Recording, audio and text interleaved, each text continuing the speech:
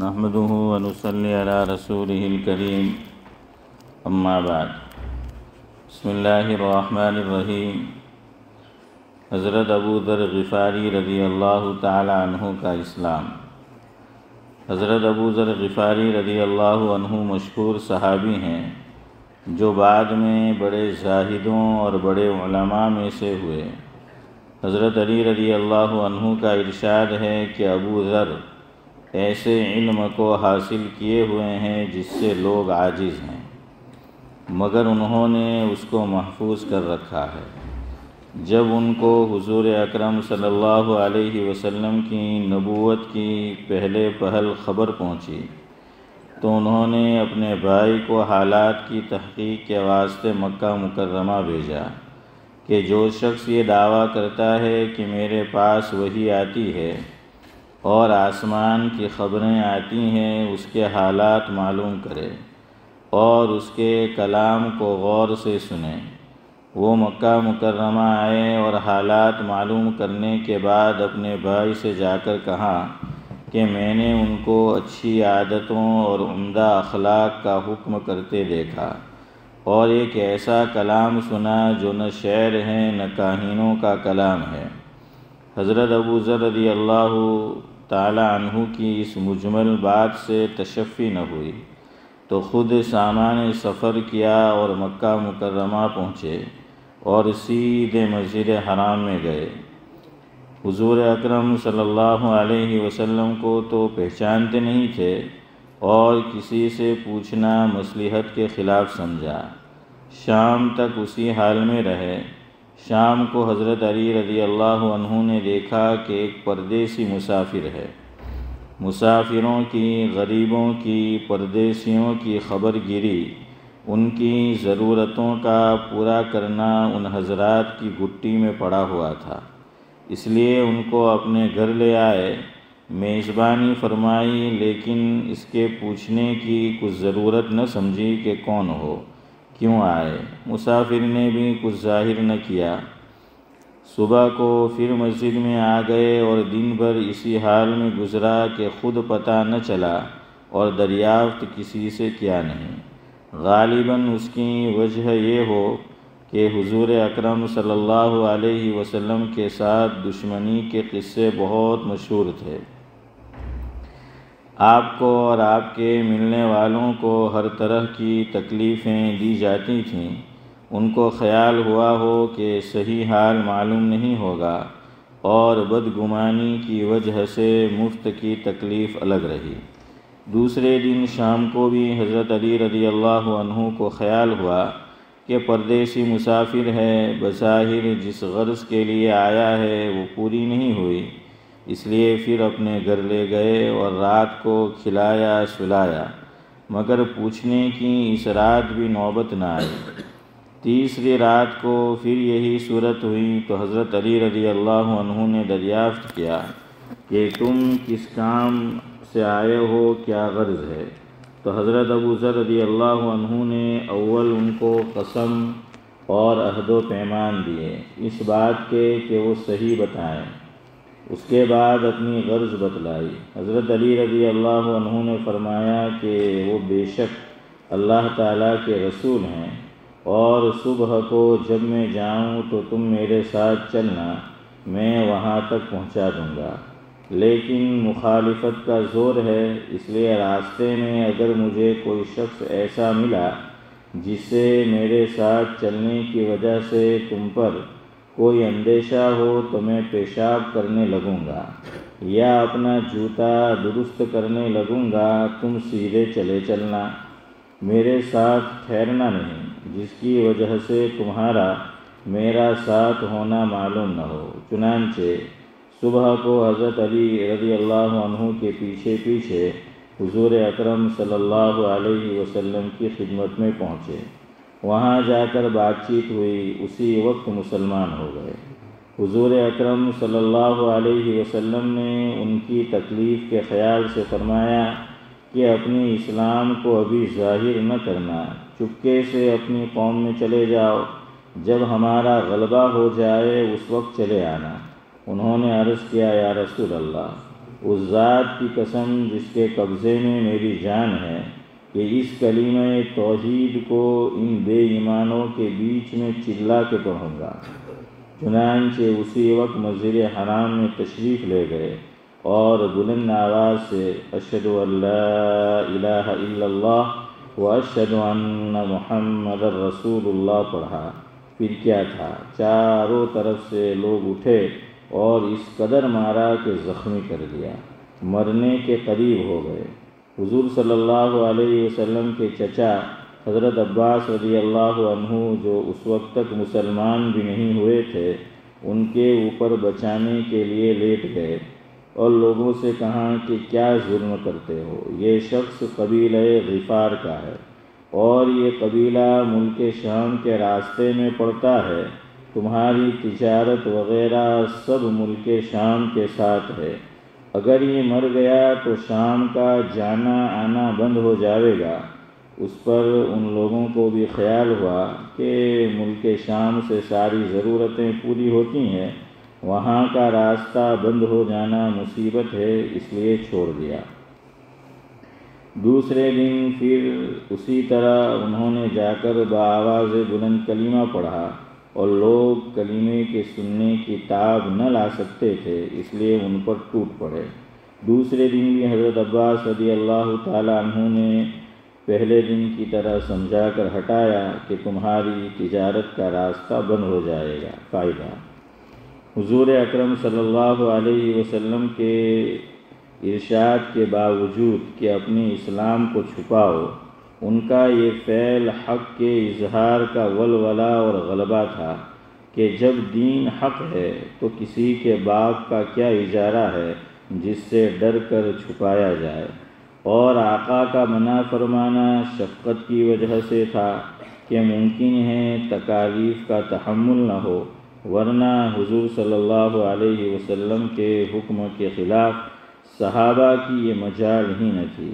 چنانچہ اس کا کچھ نمونہ مستقل باب میں آ رہا ہے، چونکہ حضور اکرم صلی اللہ علیہ وسلم خود ہی دین کے پھیلانے میں ہر قسم کی تکلیفیں برداشت فرما رہے تھے، اس لیے حضرت ابو ذر رضی اللہ عنہ نے سہولت پر عمل کے بجائے آقا کے اتباع کو ترجیح دی۔ یہی ایک چیز تھی کہ جس کی وجہ سے ہر قسم کی ترقی دینی اور دنیاوی صحابہ کرام رضی اللہ عنہم اجمعین کے قدم چوم رہی تھی، اور ہر میدان ان کے قبضے میں تھا کہ جو شخص بھی ایک مرتبہ کلمہ شہادت پڑھ کر اسلام کے جھنڈے کے نیچے آ جاتا تھا، بڑی سے بڑی طاقت بھی اس کو روک نہیں سکتی تھی، اور نہ بڑے سے بڑا ظلم اس کو دین کی اشاعت سے ہٹا سکتا تھا۔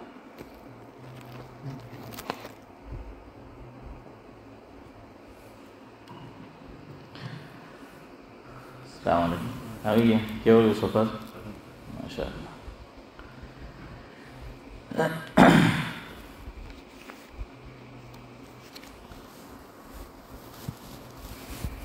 یہ جو نماز فجر ہے، یہ جو نماز فجر ہے، ادائیگی پر ملتا خوب اجر ہے، ادائیگی پر ملتا خوب اجر ہے۔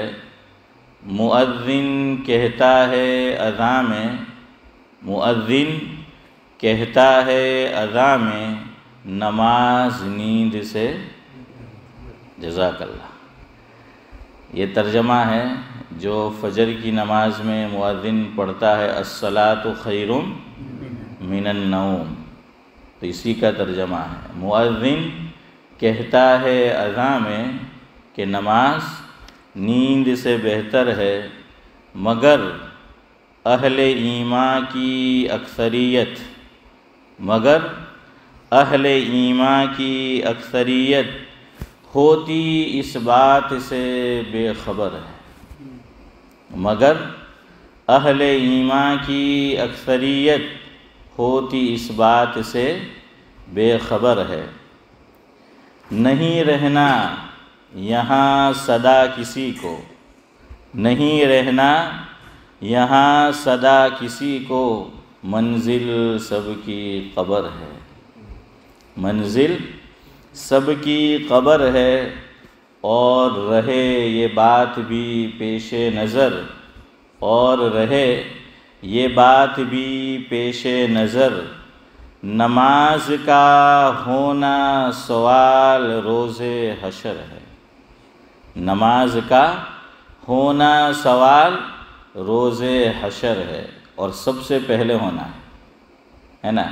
فارسی کا شاعر کہتا ہے روز محشر کے جاں گداز بود، روز محشر کے جاں گداز بود، اولین پرسش کے نماز بود۔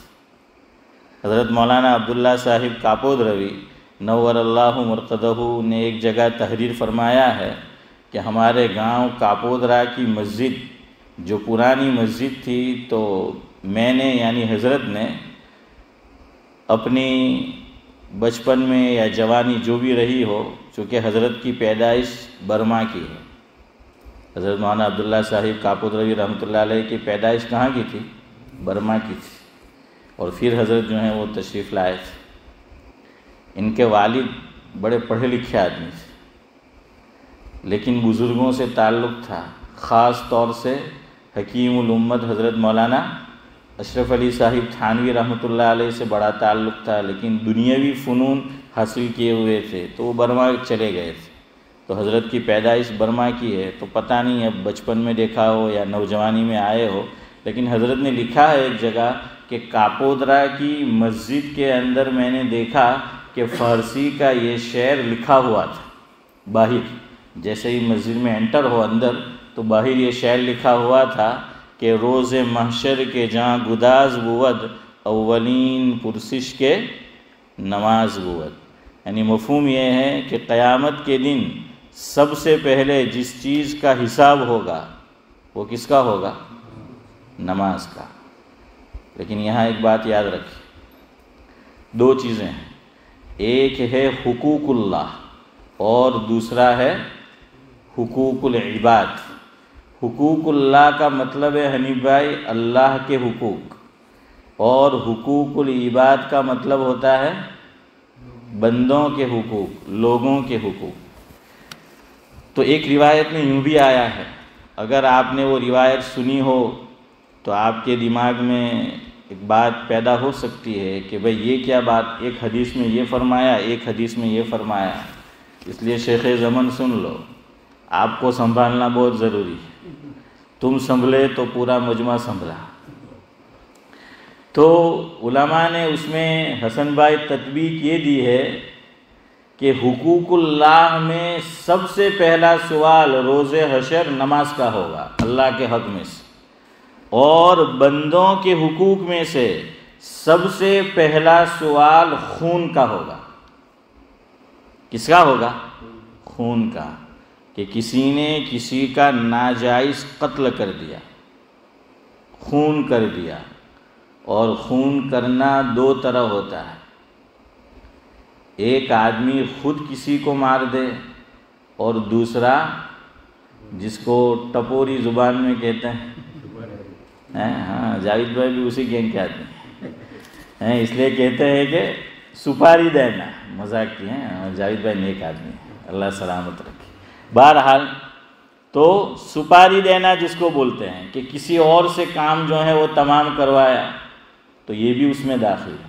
کسی کو نہیں معلوم مگر اللہ کو تو معلوم ہے کہ بھائی یہ کس نے کروایا، تو اس کا ہوگا۔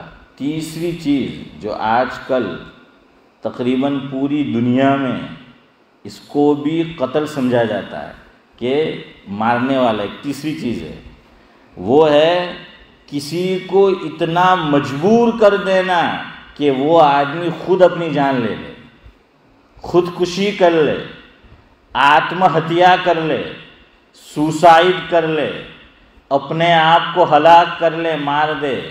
لیکن بعض لوگ مرنے سے پہلے، جس کو کہا جاتا ہے امتیاز بھائی کہ سوسائیڈ نوٹ چھوڑ کے مرتے ہیں۔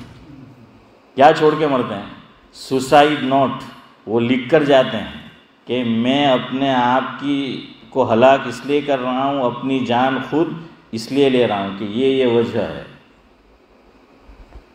یا اس نے لکھا نہیں، لیکن کبھی گھر والوں کو شبہ ہوا یا پولیس کو، تو وہ خود تفتیش کرتی ہے کہ اس کے موبائل میسیج دیکھو، اس کی ایف ڈی دیکھو، اور اس کے انسٹاگرام جو ہیں وہ دیکھو، موبائل جو ہیں وہ دیکھو. یہ سب چیزیں بھی ہے.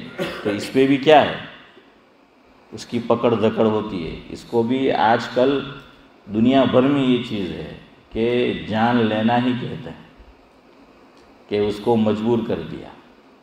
بہرحال تو میں یہ کہہ رہا تھا کہ حدیث میں دو باتیں الگ الگ ہیں. ایک حدیث میں آقا نے یہ فرمایا کہ سب سے پہلے نماز کی پوچھ گچھ ہوگی، اور دوسری روایت میں یہ فرمایا کہ خون کی، ناحق خون کی پوچھ تاچھ ہوگی. تو پریشان ہونے کی ضرورت نہیں ہے، دونوں میں تطبیق دے دی گئی کہ حقوق اللہ کے اعتبار سے نماز کی پوچھ گچھ، اور بندوں کے اور لوگوں کے حقوق کے اعتبار سے ناحق خون کی جو ہے وہ پوچھ گچھ ہوگی. تو بہرحال میں کہہ رہا تھا، اور رہے یہ بات بھی پیش نظر کہ ہونا، نماز کا ہونا سوال روز حشر ہے جو نماز فجر کا پابند ہے، جو نماز فجر کا پابند خدا کو محبوب وہ بشر ہے. بشر یعنی انسان، آدمی ہے جو نماز فجر کا پابند خدا کو محبوب وہ بشر ہے. اور کل میں نے آپ کو ایک حدیث کا مفہوم سنایا تھا کہ لن یلج النار احد صلی قبل طلوع الشمس وقبل غروبها او کما قال علیہ الصلاۃ والسلام، رواہ مسلم. مفہوم یہ ہے جاوید بھائی کہ آقا نے فرمایا کہ جو مسلمان پابندی سے نماز فجر مسجد میں آ کر جماعت سے پڑھے گا، کبھی ناغا ہو جائے، آنکھ نہ کھلے، کوئی اور مجبوری ہے، بیمار ہے، تھکان ہے، الگ بات، تو جہنم کی آگ اس پر کیا ہو جائے گی، حرام، یعنی جنت کا مستحق. تو اسی کا ترجمہ کیا ہے، رہے گا وہ نار جہنم سے محفوظ. کون؟ نماز فجر کا پابند رہے گا وہ نار جہنم سے محفوظ. یہ قول سید البشر ہے، یہ قول سید البشر ہے. دے گا وہ نماز فجر میں حاضری، دے گا وہ نماز فجر میں حاضری جسے آخرت کی فکر ہے، جسے آخرت کی فکر ہے. اور آخری مصرع ہے سلام وہ مومن بڑا ہی خوش نصیب، ہے سلام وہ مومن بڑا ہی خوش نصیب، جو ہوتے ہی بیدار جاتا خدا کے گھر ہے، جو ہوتے ہی بیدار جاتا خدا کے گھر ہے. تو گفتگو اس پر چل رہی تھی ہماری صدیق بھائی کہ کووڈ کے بعد سے مسجد کے اندر مصلیوں کی تعداد ہر نماز میں پہلے سے کچھ کم نظر آ رہی ہے، اور خاص طور سے نماز فجر میں، اور دوسرے نمبر پر نماز عشاء میں. تو ایک تو وجہ یہ بھی ہے کہ عشاء لیٹ ہوتی ہے اور فجر جلدی جو ہے وہ ہوتی ہے، تو اس لیے بھی بستر سے جو ہے وہ اٹھ کر مسجد تک آنا یہ ہمت چاہتا ہے. کسی کہنے والے نے کہا ہے کہ جو ایمان تمہیں بستر سے اٹھا کر نماز فجر کے لیے مسجد میں نہیں لا سکتا، وہ ایمان قبر سے اٹھا کر جنت بھی نہیں پہنچا سکتا. جو ایمان تمہیں اپنے بستر سے اٹھا کر نماز فجر کے لیے مسجد نہیں لا سکتا ہے، تو کہیں غور کر لیجیے کہ وہی ایمان لے کے دنیا سے چلے گئے تو وہ ایمان قبر سے جنت تک کیسے لے جائے. بہرحال میں یہ عرض کر رہا تھا کہ نماز فجر کی شریعت میں بہت اہمیت ہے۔ کیوں؟ اس لیے کہ اس کے لیے خوب محنت کرنی پڑتی ہے، اٹھنے کے لیے جد و جہد کرنی پڑتی ہے، مشقت جو ہے وہ کرنی پڑتی ہے۔ گرمی ہے تو رات چھوٹی، ٹھنڈی ہے تو بستر سے اٹھنا، ہاں لحاف ہے، گدا ہے، گودڑو جس کو بولتے ہیں حسن بھائی، تو اس میں سے وہ نکلنا، کڑاکے کی ٹھنڈ جو ہے وہ پڑ رہی ہے۔ لیکن وہی بات، ایمان اگر پاورفل ہے، مضبوط ہے، تو پھر علامہ اقبال جیسا آدمی جو کوئی بہت بڑا عالم نہیں ہے، حافظ قرآن نہیں ہے، علامہ نہیں ہے دینی اعتبار سے، لیکن وہ اسی برطانیہ میں، اسی انگلینڈ میں، اور انگلینڈ میں بھی سعد اللہ صاحب ہمارے لندن میں، یہ میں آپ کو پیچھے بھی سنا چکا ہوں، وہ کہتے ہیں اس وقت تو آپ بھی جو لوگ بہت پہلے سے آئے ہیں تو سنا کہ سینٹرل ہیٹنگ وغیرہ کا بھی کوئی نظم نہیں تھا نا امتیاز بھائی، ہاں میرے چچا مجھے سناتے تھے، وہ بھی بہت پہلے آئے، 1960s میں وہ آئے تھے یہاں، تو پہلے باٹلی پھر پریسٹن، انتقال ہو گیا، اللہ مرحوم کو غریق رحمت کرے۔ وہ کہتے تھے کہ ہم کام کرتے تھے تو کیا کرتے تھے کہ سینٹرل ہیٹنگ بھی نہیں تھا اور بھی مشقت تھی، تو ایک آدمی بستر پہ سویا ہے تو رات کو کوئی جاب پہ گیا ہے، اب اس کے جاب پہ جانے کا ٹائم ہوتا تھا اور وہ رات پالی کر کے آیا ہوا ہوتا تھا، تو وہی گرمی جو اس کے بدن کی بستر میں ہوتی تھی، آدمی اس سے جو ہے وہ فائدہ اٹھاتا تھا۔ تو اس طریقے سے، اور کڑاکے کی ٹھنڈ، تو علامہ اقبال بھی اس دور میں یہاں پڑھنے کے لیے نورانی صاحب آئے ہوئے ہیں، تو وہ شعر میں کہتے ہیں، یہ شعر مجھے بہت پسند ہے ان کا، وہ کہتے ہیں زمستانی ہواؤں میں گرچہ تھی شمشیر کی تیزی، شمشیر یعنی تلوار، تو وہ تشبیہ دے رہے ہیں کہ جس کو گجراتی اپنے کہ قاتل ٹھنڈی، کہ بھی کڑاکے کی ٹھنڈی، تو یہی تعبیر کی ہے کہ زمستانی ہواؤں میں، یعنی یہاں کی ٹھنڈی ٹھنڈی ہواؤں میں، زمستانی ہواؤں میں گرچہ تھی شمشیر کی تیزی، لندن میں بھی مجھ سے نہ چھوٹے آداب سحر خیزی، ہیں کہ لندن میں بھی مجھ سے نہ چھوٹے آداب سحر خیزی۔ وہ کہتے ہیں کہ نماز فجر نہیں، ٹھنڈی کے زمانے میں اقبال کہتے ہیں میں تہجد بھی لندن میں چھوڑتا نہیں تھا، ہے اسماعیل چچا، نماز تہجد اس کو بھی جو ہے وہ میں چھوڑتا نہیں تھا۔ بہرحال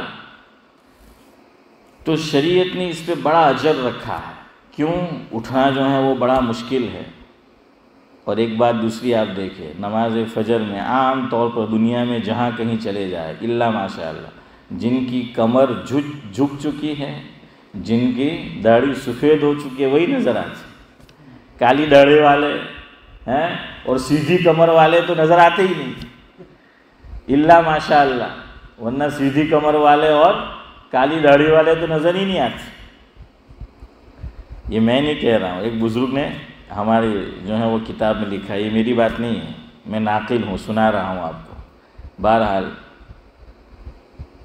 تو حضور نے فرمایا کہ بخاری شریف کی روایت ہے، من صلی البردین دخل الجنہ، او کما قال علیہ الصلاۃ والسلام، جس نے 2 ٹھنڈی نمازوں کا اہتمام کیا تو اس کے لیے جنت میں داخلہ ہے، اس کے لیے جنت کا سرٹیفکیٹ ہے۔ اب دیکھیے بھائی، یک من علم را 10 من عقل بایت ہے نورانی بھائی، یہ یاد رکھنا، ہاں جاوید بھائی، ورنہ کوئی یہ سوچے کہ او ہو حضور تو وہ آسان کر دی، تو 5 ماری 3 نہیں چھٹی ہے، تو کہیں اس حدیث کا الٹا مطلب نہ سمجھے کہ حضور نے فرمایا کہ 2 نمازوں کا اہتمام کر لے۔ اس لیے امام مالک فرماتے تھے کہ 1 من علم کو ہضم کرنے کے لیے 10 من عقل چاہیے۔ کتنی چاہیے؟ 1 من علم کو ہضم کرنے کے لیے 10 من جو ہے عقل چاہیے۔ تو کوئی یوں نہ سمجھے جیسے حضرت عثمان غنی رضی اللہ تعالیٰ عنہ کے متعلق روایت میں ہے، حضور نے فرمایا ان کی نیک عمل اور نیکی سے خوش ہو کر کہ عثمان اللہ نے مجھ سے یہ فرمایا ہے کہ تجھے یہ خبر دے دو خوشخبری کہ آج کے بعد اگر تو کوئی نیک عمل نہ کرے پھر بھی تو جنتی ہے. تو کیا اس کے بعد انہوں نے چھوڑ دیا کہ وہ سن لیا کہ اوہو اب تو ہم جو ہیں وہ جنتی ہے، اب ریٹائر. لوگ جاب سے ریٹائر ہوتے ہیں تو اپنی نیکی سے ریٹائر ہیں صدیق بھائی. ہاں تو نیک کاموں سے جو ہیں وہ ریٹائر. اور خود حضور کی مثال لے لیں، آپ صلی اللہ علیہ وسلم ہی کے لیے تو جنت سجائی گئی اور دنیا بنائی گئی ہے. حضور سے بھی فرمایا، قرآن کریم میں ہے سورہ فتح 26واں پارہ، اِنَّا فَتَحْنَا لَكَ فَتْحًا مُبِينًا لِيَغْفِرَ لَكَ اللَّهُ مَا تَقَدَّمَ مِن ذَنبِكَ، کہ سب کچھ معاف ہے. لیکن اس کے باوجود آقا کا اور حضور کا حال یہ تھا کہ رات نماز میں اتنا کھڑے رہتے تھے کہ پاؤں مبارک اوپر ورم آ جاتا تھا، سوج جاتے تھے. کسی نے حضور سے پوچھا کہ حضور آپ تو بخشے بخشائے ہیں، اللہ تعالیٰ نے آپ کو تو معاف کر دیا ہے کہ جو بھی کمی کوتاہی ہوگی آپ کی معاف ہے، آپ پھر عبادت میں اتنی مشقت کیوں کرتے ہیں؟ آپ نماز میں اتنی دیر تک کھڑے کیوں رہتے ہیں؟ آپ کو مشقت کرنے کی کیا ضرورت ہے؟ آپ تو بخشے بخشائے ہیں. تو حدیث میں الفاظ ہے، حضور نے فرمایا اس موقع پر، افلا اکون عبدا شکورا، او کما قال علیہ الصلاۃ والسلام، کہ کیا میں اللہ کا شکر گزار بندہ نہ بنوں؟ کہ جب اللہ میرے ساتھ یہ احسان کر رہا ہے تو مجھے تو اس کا اور شکر گزار بننا چاہیے، اور شکر گزار جو ہے وہ ہونا چاہیے. تو یہ مطلب ہے حدیث کا کہ جو مسلمان 2 نمازوں کی پابندی کرے گا، 2 ٹھنڈی نمازیں، ایک نماز عصر اور دوسری نماز فجر. یہ علماء نے لکھا ہے کہ 2 ٹھنڈی نمازوں سے کون سی نماز مراد ہے؟ 2 ٹھنڈی نمازیں کیسے؟ چاہے کتنی بھی گرمی ہو، موسم گرما ہو، سمر ہو، انڈیا میں آپ چلے جائیں. اور ایک صاحب تو مجھے بتا رہے تھے ہمارے ہی علاقے کے کہ من صاحب میں انڈیا جام تو شاپنگ کروا تو આપણે બી જવું જ પડે એમ કે ક્રેડિટ કાર્ડ ATM આપણો ને આગળ સમજી જવાનું, બોલવાનું નહીં હે. તો તે હોય તો બહાર તે જવું પડે આપણે. તે કે આપણે તો 4-5 વાગ્યા પછી જ નીકળે. કેમ? તે કે વેધર કેવું થઈ જાય? ٹھنڈو تھے جائے ہے نا، موسم ذرا سہانا ہو جاتا ہے، ٹھنڈا ہو جاتا ہے. اس کے بعد پھر سورت میں نکلتے ہیں، نوساری میں نکلتے ہیں. آپ کو دیکھنا ہو کہ بھائی سورت میں نوساری میں کہ انگلینڈ تھی کون آویلا છે તો હન્ના જરા ચક્કર લગાવી લેવાનું ہے نا استاد اللہ صاحب، تو پتہ چل جاتا ہے. یہ سب ملتے ہیں. લાલ પુઠ્ઠાવાળા પીડી થાય પછી જ નીકળે ઘરમાંથી. લાલ કરવા હારું નઝીરભાઈ નહીં નીકળે. ہاں وہ بعد میں جو ہے نکلتے ہیں شام کو. بہرحال تو چونکہ وہ ہوتا ہے تو حضور نے یہ کیوں فرمایا؟ فرمایا اس کی وجہ یہ کہ جو تاجر لوگ ہیں، بزنس مین لوگ ہیں، ان کا اصل دھندے کا وقت کون سا؟ شام کا. کہ لوگ شام کو آتے ہیں، بھیڑ جو ہے وہ اتنی ہوتی ہے کہ پوچھو مت. اب امتحان ہے، اب آزمائش ہے کہ مسجد جائے یا یہاں رہے. ایک صاحب پکے میمن تھے، تجارت تو میمن کی گٹھی میں پڑی ہوتی ہے. تو ان سے کسی نے پوچھا એમ કે તું યાર ઇન્ન લઝીના આમલુને કામ પર નહીં રાખ્યો. તે કે યાર નમાઝ તો પડવાની ને અલ્લાહે ફરજ કીધેલી. હવે બીજો બી ઇન્ન લઝીના આમનું હોય તો આખી દુકાન બંધ કરવું પડે. હવે ઇન્ન લઝીના કફરવું હોય તો આપણે જાય ને આ સંભાળે. है शौकत भाई? हाँ, देखा कहाँ कहाँ लोगों की निगाहें होती کہ इन्नल लजीना आमनु गया, इन्नल लजीना कफरू संभालेगा तो ना आखिरत का नुकसान ना दुनिया का नुकसान है. दोनों जो है वो हो गया. तो लोग ऐसे भी होते. तो बहरहाल हुजूर ने फरमाया कि 2 ठंडी नमाजें पढ़ेगा तो उसके लिए जन्नत है. और दूसरी ठंडी फजर में आप देख लीजिए, फजर का वक्त कैसा होता है? बिल्कुल मुअतदिल सुहाना वो जो है वो वक्त होता है. तो असर में गल्ला छोड़ना मुश्किल और फजर में बिस्तर छोड़ना मुश्किल. بستر چھوڑنا فجر میں مشکل ہے، وہاں غلہ چھوڑنا جو ہے مشکل ہے۔ دوسرا، جو لوگ تاجر نہیں ہیں، آجر ہے، جاب کرتے ہیں، تو آپ بھی نارملی 8 થી 5 ہوئی، 8 થી 4 اتوا 9 થી 5، اور اثر پھر لیٹ ہوتی ہے تو تھک کے آتے ہیں۔ میرے ایک ملنے والے ہیں، پہلے یہیں رہتے تھے، چنگ فورٹ چلے گئے، مجھے کہنے لگے کہ مول صاحب હું જોબ પરથી આવું પછી ફોન નહીં કરવાનો 2 કલાક હારું. મેં કે કેમ? તો કે 2 કલાક જેવો ઘરમાં આવું ફોનની સ્વિચ ઓફ કરીને ही तो बेड मत भराए तो कि थाक उतारवा हारू। तो वो थके हुए होते हैं वो भी, तो अब उठना असर के लिए मुश्किल है ना। और किसान जो होता है तो वो भी आप जानते हैं फार्मर के लिए भी, इसलिए हुजूर ने फरमाया कि ये 2 ठंडी नमाज़ें बड़ी मुश्किल है, उसको जो है वो जमात से अदा करना, उसको पढ़ना मस्जिद में आकर। तो इसलिए ये 2 ठंडी नमाज़ें पाबंदी ज़रूरी है। एक बात याद रखिए, जितनी भी फ़ज़ाइल की रिवायतें हैं तो वहाँ उलमा ने लिखा है, बाज़ लोग कोई फजीलत सुन ली कि इस पे जन्नत का वादा है तो फिर वो उसी के हो जाते हैं कि अब दूसरे काम की छुट्टी। ऐसा नहीं, जो फ़राइज़ है, जो वाजिबात है, वो तो ज़रूरी है, उसके साथ साथ वो चीज़ है। क्यों? क्या गारंटी भाई कि हमने जो अल्लाह ताला के फ़राइज़ अदा किए, वाजिबात अदा किए, सुनन अदा किए, कोई गारंटी है मेरे और आपके पास के मकबूल है? अभी मैंने और आपने मगरिब की नमाज़ पढ़ी, क्या हम में से कोई गारंटी दे सकता है कि हमने अल्लाह की इबादत का हक़ अदा कर दिया, जैसा करनी चाहिए था इबादत वैसी की? अरे सय्यदुल आबिदीन गारंटी नहीं दे सकते। सय्यदुल आरिफीन वो कह रहे हैं कि हुजूर अपनी दुआओं में एक दुआ ये भी मांगा करते थे और यूँ कहा करते थे कि जैसी अल्लाह तेरी इबादत करनी चाहिए थी मैं इबादत नहीं कर सका, और जैसी तेरी पहचान होनी चाहिए थी मैं तेरी पहचान भी नहीं कर सका। जब हुजूर फरमा रहे हैं, दूसरी दलील, नमाज जैसे ही ख़त्म होती है, हुजूर सल्लल्लाहु अलैहि वसल्लम का मामूल भी था और हमें भी बताया 3 मरतबा क्या पढ़ना है। अब सवाल पैदा होना चाहिए, और हो सकता है और हुआ है, इसलिए किताबों में लिखा है, अरे हमने तो अभी नेक अमल किया, हमने तो नमाज पढ़ी और नमाज पढ़ने के बाद अस्तगफिरुल्लाह अपने ही अमल पर। ये अस्तगफिरुल्लाह ये भी याद रखो, अस्तगफिरुल्लाह हम क्यों पढ़ते हैं? अपने लिए पढ़ते हैं या किसी और के लिए? अरे बोलो यार, अपने लिए, अपने अमल पर हम जो है पढ़ रहे हैं। हाँ, बाज़ लोग किसी को सुनाने के लिए पढ़ते हैं तो उनकी नीयत अल्लाह के हवाले है। तो ये अपने लिए है कि भाई अस्तगफिरुल्लाह। हज का बयान सूरह बकरा में है तो वहाँ अल्लाह ताला ने फरमाया फ़इज़ा क़ज़य्तुम मनासिककुम, नहीं उससे ऊपर, सुम्मा अफ़ीज़ू मिन हैसु अफ़ाज़न नास वस्तगफिरुल्लाह। तो इसी तरह आप देख लीजिए आमाल में कि वहाँ यही इस्तग़फ़ार है। क्यों?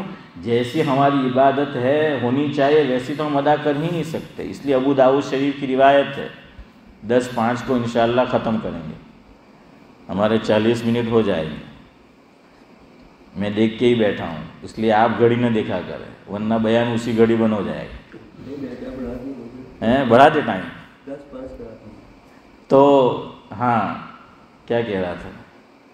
हाँ, हुजूर ने अबू दाऊद शरीफ में है, मफ़हूम ये है कि नवाफिल का एहतमाम किया करो, और सिर्फ नमाज नहीं, हुजूर ने बाकायदा अल्फाज है कि ज़कात के साथ साथ नफली सदका भी किया करो, रोज़े के साथ साथ नफली रोज़े भी रखा करो, फ़र्ज़ और वाजिब नमाज के साथ साथ नफली नमाजें भी पढ़ा करो। ये अबू दाऊद शरीफ में रिवायत का मफ़हूम सुना रहा हूँ। सिर्फ नमाज के लिए नहीं है, ज़कात के लिए भी है कि ज़कात तो देनी ही देनी है, साथ में नफली खैरात भी। फ़र्ज़ रोज़े तो रखने ही रखने हैं, साथ में नफली रोज़े भी। और फ़र्ज़ और वाजिब नमाजें तो पढ़नी ही पढ़नी है, साथ में नफल नमाजें भी। क्यों? वाई हुजूर ने उसी रिवायत में फरमाया, जिसका मफ़हूम ये है कि जो कमी कोताही हमसे अल्लाह के हुकूक में, अल्लाह की इबादत में जो फ़र्ज़ हैं, वाजिब है, हुई होगी, तो भाई अब कमी तो पूरी करनी है। तो अगर किसी के खाते में, किसी के अकाउंट में, किसी के ज़िम्मे में, नामे आमाल में नफली आमाल का ज़ख़ीरा भी होगा تو فرائض اور واجبات میں جو کوتاہی ہوئی ہے وہ اس سے بھرپائی کر دی جائے گی۔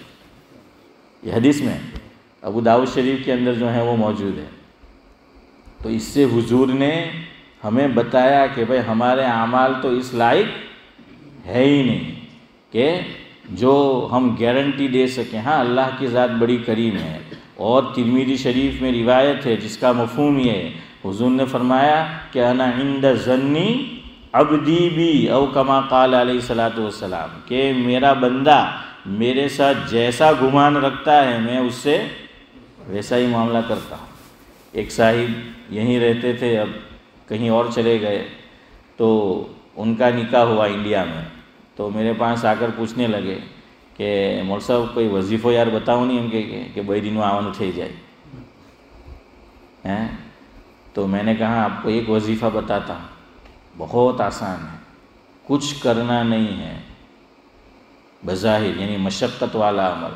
تو میں نے یہ حدیث ان کو سنائی مفہوم، میں نے کہا حضور نے فرمایا انا عند ظنی عبدی بی، کہ میرا بندہ میرے ساتھ جیسا گمان رکھتا ہے میں ویسا ہی کرتا ہوں۔ میں نے کہا یہی گمان رکھو کہ انشاءاللہ جو کچھ کاغذات جس طرح بنانے چاہیے اسی طرح بناؤ، بھرپور اس میں کوشش کرو، اور پھر اللہ سے یہ گمان رکھو اچھا کہ انشاءاللہ ویزا مل ہی جائے گا، انشاءاللہ ویزا مل ہی جائے گا۔ تو بندے کا اچھا گمان ہوتا ہے تو ہو جاتا ہے۔ میں اپنا قصہ سناتا ہوں۔ اس وقت تو ڈاکٹری بھی ہوتی تھی جب میں یہاں UK آیا، اور انٹرویو بھی ہوتا تھا۔ اب میری گھر والی کو میرے خسر نے کام پہ نہیں بھیجا تھا، تو وہ جاب پر تھی ہی نہیں، اور دوسری بات ہمیں یہ بھی حکم تھا کہ شادی میں ایک بھی فوٹو اور پکچر نہ لیا جائے۔ یہ اللہ کے گھر میں بیٹھ کے آپ کو سنا رہا ہوں اپنا ذاتی واقعہ۔ اب جاوید بھائی دونوں چیز نہیں ہے، نہ گھر والی جاب پر ہے اور نورانی بھائی نہ کوئی فوٹو ہے شادی کا ہمارے پاس کہ ہم نے لیا اور وہاں جو ہے ہم داخل کریں۔ تو سب نے وہ کہا بھی میرے خسر کو کہ بھائی اس طرح تو ویزا ملنے سے رہا، کہ یہ تو نہیں ملے گا اس طرح تو ویزا۔ تو انہوں نے کہا اللہ مالک۔ تو میں یہ سوچتا ہوں، یہ بات نہ میں نے ان سے پوچھی نہ کہی ہے خسر نے، صدیق بھائی ابو تھوڑی پوچھا ہے، تو لیکن یہ کہ بڑے عالم ہے وہ، یہی رہا ہوگا انا عند ظنی عبدی بھی۔ خدا کی قسم جب ہم گئے ہیں وہاں پر تو ایک سوال اس نے ہم سے نہیں پوچھا ہے میاں بیوی سے، گئے کہاں کہ دوپہر میں آ کے ویزا لے جائیے، ایک سوال نہیں پوچھا۔ اور وہاں نہ کوئی فوٹو موجود ہے ہم دونوں کا کہ جو پروف کرتا ہو کہ ہم دونوں میاں بیوی ہے، اور نہ وہ جاب پر ہے۔ تو اگر ایسا کامل یقین ہوتا ہے، اب یہ بھی بات یاد رکھیو، یہ کوئی میرا کمال نہیں ہے، وہ خسر کا ہے۔ ہاں یہ بھی آپ کو بتا دوں، یہ تو تمہیں کہے کہ مول صاحب પોતાની મોટમ માળ આપણામાં કંઈ નથી ہیں، اپنے تو خالی ہے، خالی گڑھا ہے، تو صرف اس میں سے آواز آتی ہے، بس اندر بھرا بھرا کچھ نہیں ہے۔ بہرحال تو میں نے ان کو کہا، اور اللہ گواہ ہے وہ بہت خوش ہوئے، ان کی بیوی کو بھی ویزا مل گیا۔ تو وہ یہی ہے کہ بندہ جیسا اللہ تعالیٰ کے ساتھ گمان رکھتا ہے، اور گمان پھر واقع میں 100% ہونا چاہیے۔ ہم تو کیا کہ آج آپ میرے سے بات سنیں گے تو کریں گے بھی، لیکن پھر کچھ ڈاواں ڈول آدھا آدھا، تو ایسا نہیں ہونا چاہیے، بالکل کامل پختہ اللہ سے اچھا گمان ہونا چاہیے۔ بہرحال چلے اب دوسری بات جو ہے وہ سن لیں، جو 3 باتیں مضمون چل رہا تھا اس کو پھر انشاءاللہ کچھ باتیں کریں گے۔ اب ایک چیز بڑھتی جا رہی ہے، ہاف آستین پہن کر نماز پڑھنا بہت بڑھ رہا ہے۔ علماء بھی اس میں شامل، دعوت و تبلیغ کے ساتھی بھی شامل، دیندار بھی شامل، نوجوان بھی شامل، ادھیڑ عمر کے بھی شامل اور بڑی عمر کے بھی، جو شرٹ پہنتے وہ بھی، جو ٹی شرٹ پہنتے وہ بھی، اور اللہ کے بندے پتہ نہیں جھبے اب کیسے نکالے سعودی والوں نے، وہ بھی ویسے آ گئے، تب وہ سمجھتے ہیں ہم تو سعودی سے لے کر آئے۔ تو یہ ہاف آستین پہن کر ایک حدیث کاری سنا دوں پھر گفتگو ختم کرتا ہوں۔ بخاری شریف کی روایت ہے، حضرت عبداللہ بن عباس رضی اللہ تعالیٰ عنہ فرماتے ہیں، حدیث کے الفاظ یہ ہے، امرت ان اسجد علی 7 اعظم ولا اکف ثوبا ولا شعرا او کما قال علیہ الصلاۃ والسلام. 5 ہو گئی ہے، تو صرف ترجمہ سن لو. حضرت عبداللہ بن عباس رضی اللہ تعالیٰ عنہ فرماتے ہیں کہ حضور نے فرمایا، مفہوم یہ ہے کہ مجھے میرے رب نے حکم دیا ہے کہ میں اپنا جو جسم ہے، اپنی جو باڈی ہے، تو 7 اعضاء پر سجدہ کروں. کتنے اعضاء؟ 7 ہڈیوں پر، اعضاء نہیں، 7 ہڈیوں پر میں کیا کروں؟ سجدہ کروں. حسن بھائی 7 ہڈیوں پر. تو وہ 7 ہڈیاں کون سی؟ جلدی جلدی گن لو. یہ دو ہو گئی. اور پاؤں کے یہ سیرے انگلیوں کے، یہ کہاں لگنے چاہیے؟ زمین پر. یاد رکھو یہ زمین سے ادھر نہیں رہنے چاہیے، اوپر نہیں رہنے چاہیے. اگر بالکل نہیں لگا تو نماز گئی، اور لگا اور اٹھا لیے تو اس میں کچھ رخصت ہے. تو یہ 2 اور 2 کتنے ہو گئے؟ ارے جواب دو. ہاں 4 ہو گئے، اور 2 یہ گھٹنے کتنے ہو گئے؟ 6. اور 7ویں نمبر پر پیشانی. اب رہ گیا مسئلہ ناک کا، اور یہ بھی مسئلہ ہی ہے ناک کا، ہے شوکت بھائی؟ ہاں ناک کا ہی مسئلہ ہے. لوگ ناک کٹنے سے اور ناک کے کاٹنے سے بہت ڈرتے ہیں، اشوک بھائی؟ ہاں وہ چیز ہے. اب سنو، اس میں ناک داخل ہے کہ نہیں؟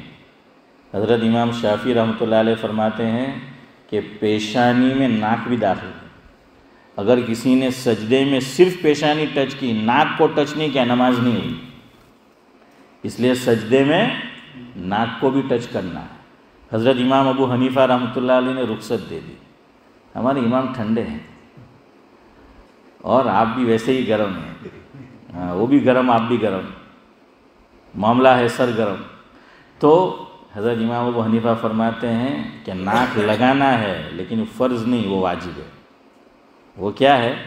واجب ہے. تو یہ 7 ہڈیوں پر سجدہ کرنا ہے.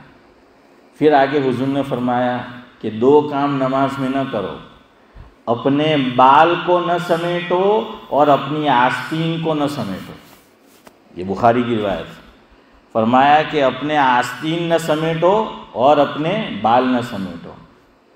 اب اس میں یہ چیز بھی داخل ہے، علماء نے لکھا کہ بعض لوگ جلدی جلدی وضو کر کے آتے ہیں، امام رکوع میں ہے، یا یہ کہ مغرب کی نماز ہے، فصلی لربک وانحر. اب جانتے ہیں کہ ان شانئک ھو الابتر ہیں. تو اب جو ہیں اعضاء ہے پانی میں تر بتر، اور آدمی آتا ہے اور پھر وہ یوں ہی اوپر ہے.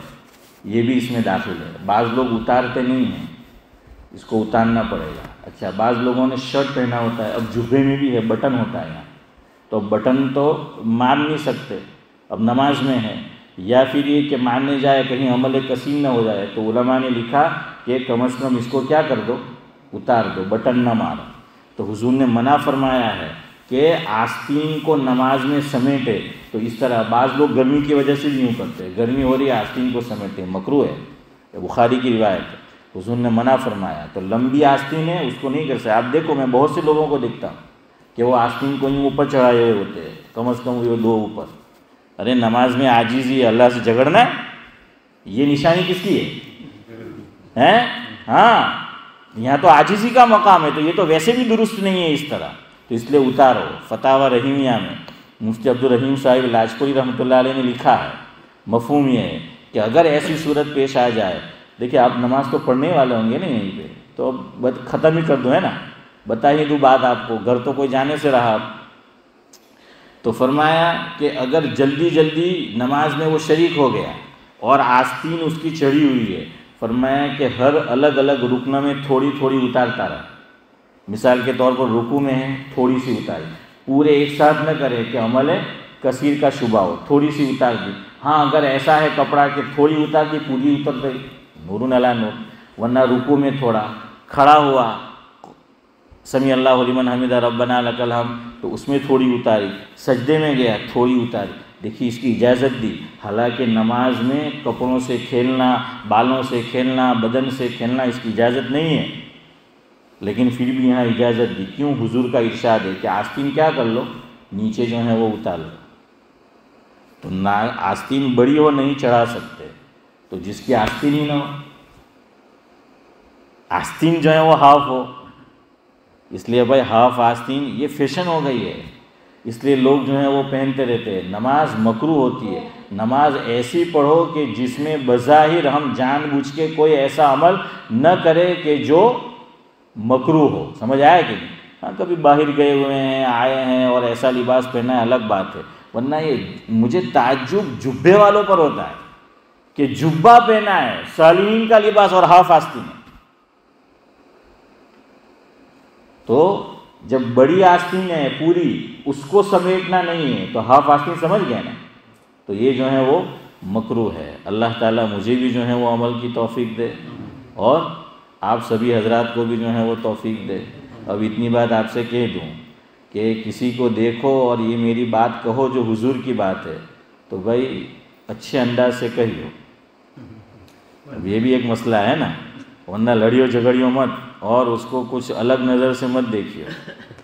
اور اگر کوئی اس مجلس میں بیٹھا ہے ہاف آستین والا، میں اللہ کے گھر میں بیٹھا ہوں، میرا نشانہ وہ نہیں ہے، اور یہ 2 دن سے بات چل رہی تھی، آپ کو پتہ ہے نا، یہ موضوع چل رہا ہے، تو بہرحال کہہ دیا ہے، اللہ عمل کی توفیق دے۔ سبحان اللہ و بحمدہ۔